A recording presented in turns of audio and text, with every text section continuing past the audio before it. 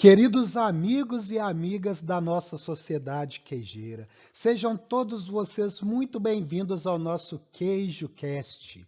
Mas afinal de contas, o que é QueijoCast? Esta é uma atividade de extensão do nosso setor de Ciência e Tecnologia dos Produtos de Origem Animal, do Departamento de Zootecnia da Universidade Federal dos Vales do Jequitinhonha e Mucuri. Estamos nós aqui em Diamantina, Minas Gerais.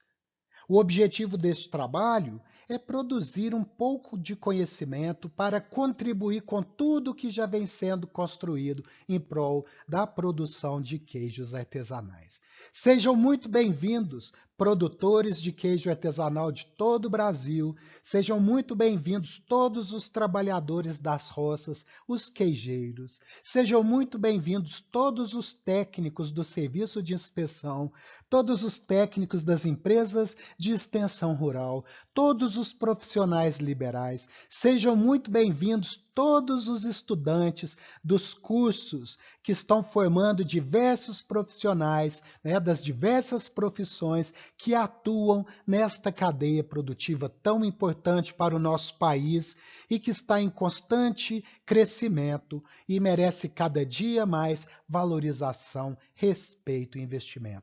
Sejam todos vocês muito bem-vindos, então, ao nosso QueijoCast. Eu sou o professor Cleube Andrade Boari e nós abrimos aqui, então, os nossos conteúdos.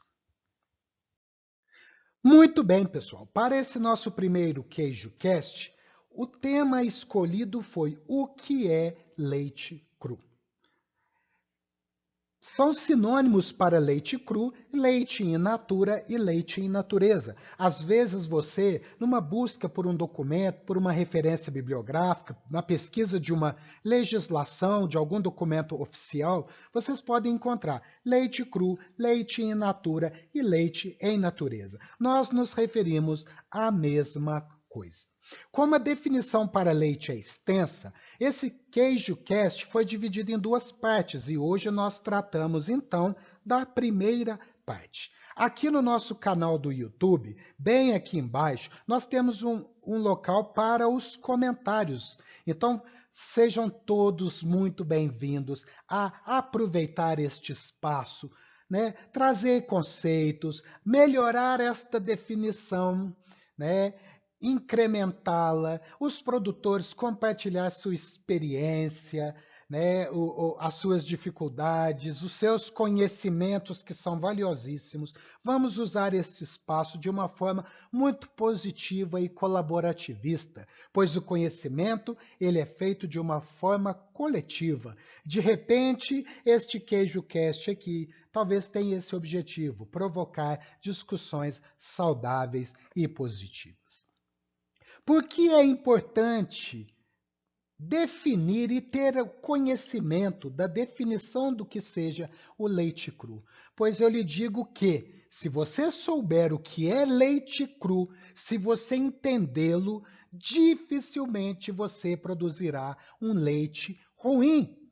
Se seguirmos à risca a definição do que é o leite cru, as chances são de se produzir excelente matéria-prima e, portanto, excelentes derivados. Então, vamos nós focar nas definições do que é o leite cru. Quando nós falamos em leite cru, existem duas definições para ele. Uma definição é dada pelo ponto de vista fisiológico e a outra definição é do ponto de vista tecnológico. Então, nesse nosso QueijoCast de hoje, nós trataremos da definição fisiológica de leite. E aí eu já vou provocando vocês que estão com a mão na massa, ou melhor, a mão no leite, no dia a dia, você sabe o que é leite? Você consegue definir o que é leite? Vai pensando aí para que a gente vá trabalhar, na medida em que a gente trabalha esse conteúdo, você possa esclarecer as suas dúvidas ou quem sabe até mesmo pensar numa definição bacana para colocar aqui no nosso espaço de comentários. Do ponto de vista fisiológico, nós podemos definir o leite cru como sendo a secreção das glândulas mamárias de fêmeas mamíferas com a finalidade de nutrir o recém-nascido na sua fase inicial de vida. Pois bem, a vaca, a cabra, a ovelha, a búfala, a lhama, a camela, a jumenta, nenhuma delas produz leite para o homem, mas sim para nutrir o recém-nascido. A mulher também, né? Nós consideramos, uma das definições para mamíferos são espécies cujas fêmeas dispõem de glândulas mamárias para produzir o alimento que se destina a nutrir o recém-nascido. Por isso que nós somos mamíferos, né? E essa história da proximidade do homem com mamíferos, né, de outras espécies, ela é interessante. Supõe-se que os primeiros animais tenham sido domesticados pelo homem por volta de 10 mil anos atrás. Acredita-se que isso tenha acontecido na Ásia. Naquele primeiro momento, né, o homem vivia um estilo de vida nômade. Ele saía, coletava raízes, frutas, caçava animais e retornava com isso para as suas tribos. Mas o homem, a gente não sabe por qual motivação, talvez os bandos começaram a ficar grandes demais para se deslocar e manter um estilo de vida nômade, né? O homem teve a necessidade de se fixar. E ao fazer isso, os animais, né, as suas presas, cada vez se afastavam mais. Isso talvez obrigou o homem a ir lá, capturar os animais e trazer ele para perto de si, para, na medida da necessidade, ele então abater o animal. Possivelmente, o primeiro interesse do homem tenha sido a carne e o couro para a produção de vestimentas. Não tinha interesse, em um primeiro momento, no leite.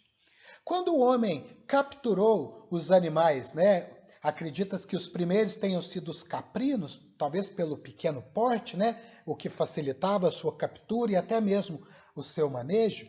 Então, quando o homem capturou estes animais e confinou eles a pequenos currais e passou a alimentar estes animais e protegê-los de outros predadores, o homem incentivou ali, né, naquela sua zootecnia primitiva, a reprodução destes animais. Então acredita-se que os animais iniciaram a sua reprodução nestes currais primitivos, e da reprodução veio a gestação, da gestação veio o parto, do parto a cria e aí o leite. E o homem deve ter se interessado ali pelo leite, então, num segundo momento.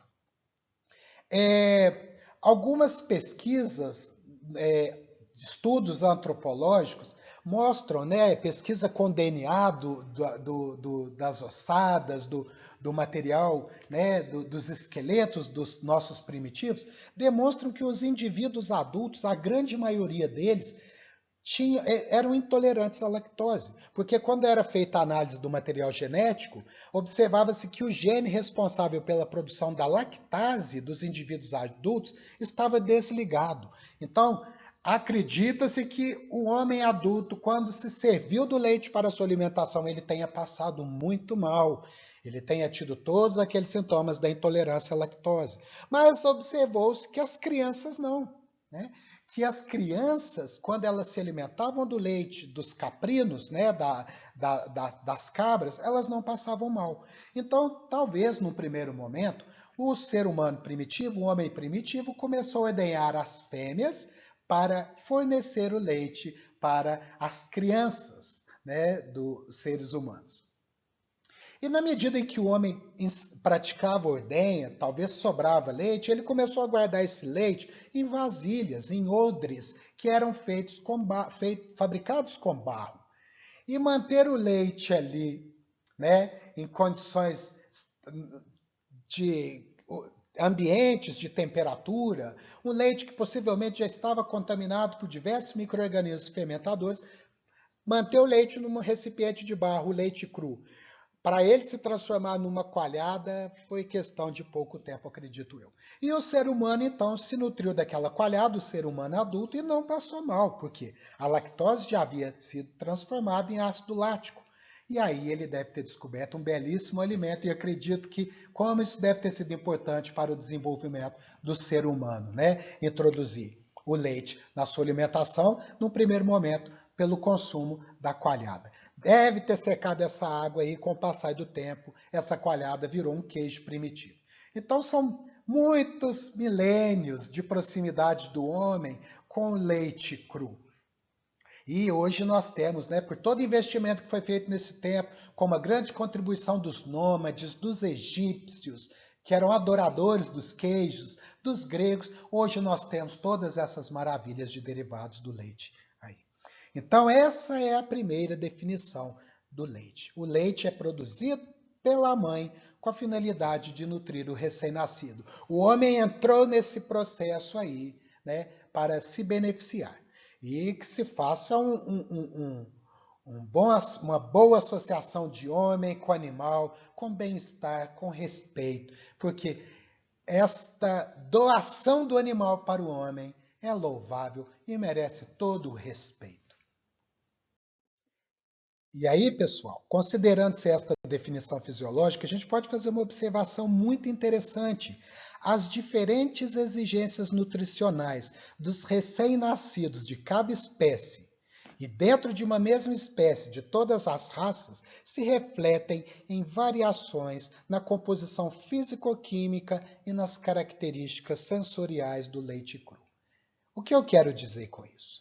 Então nós temos o recém-nascido da cabra, da ovelha, da búfala, da camela, da vaca, da jumenta. Eles têm diferentes exigências nutricionais, pelas próprias variações que eles têm entre si, metabólicas, anatômicas, fisiológicas, enfim.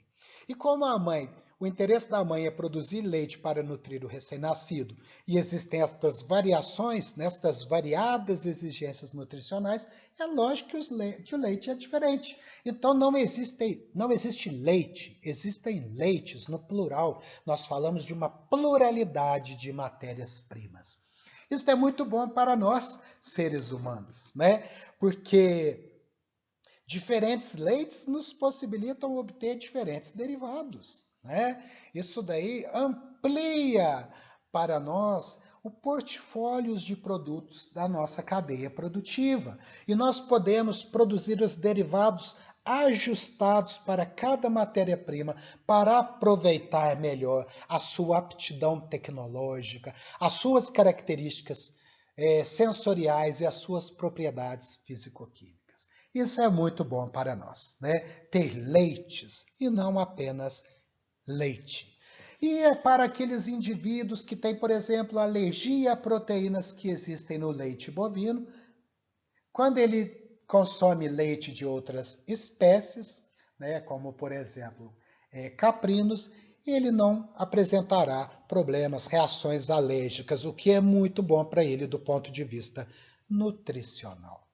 E aí, pessoal, quando a gente pega uma mesma espécie, por exemplo, vaca, Bos taurus, a variação de raças que existe, holandês, Gy, Guzerá, Jersey, os cruzamentos que nós temos entre raças, isso também é muito interessante, porque dentro de uma mesma espécie há uma grande variação de matéria-prima. Muitos produtores artesanais, sabendo disto, eles fecham o seu rebanho em determinada raça para justamente passar para o seu produto aquelas características que são únicas do leite que ele produz ali daquela raça. Por exemplo, então tem produtores que se especializam em produzir queijos artesanais, por exemplo, de leite de vaca Gy, de leite de vaca Guzerá, sabendo destas características únicas da sua matéria-prima.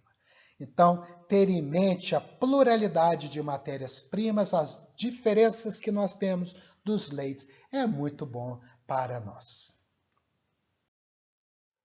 Então, pessoal, nós já vamos encaminhando aqui para o final do nosso QueijoCast de hoje, para evitar a produção de um conteúdo muito extenso, e nós teremos em breve o nosso QueijoCast, o que é leite cru, parte 2, focando então na definição tecnológica.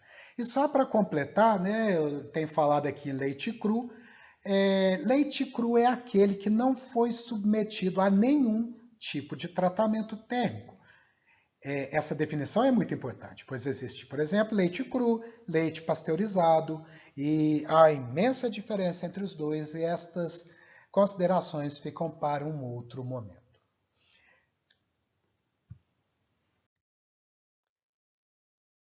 Eu espero que este material produzido hoje tenha tido, então, utilidade para você que nos ouviu.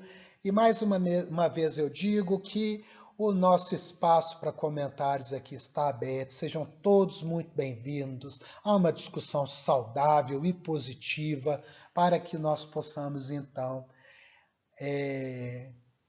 celebrar a importância desta matéria-prima para todos nós, seres humanos. Com muito respeito às pessoas, com muito respeito aos animais. Um grande abraço a todos vocês. Até o nosso próximo QueijoCast.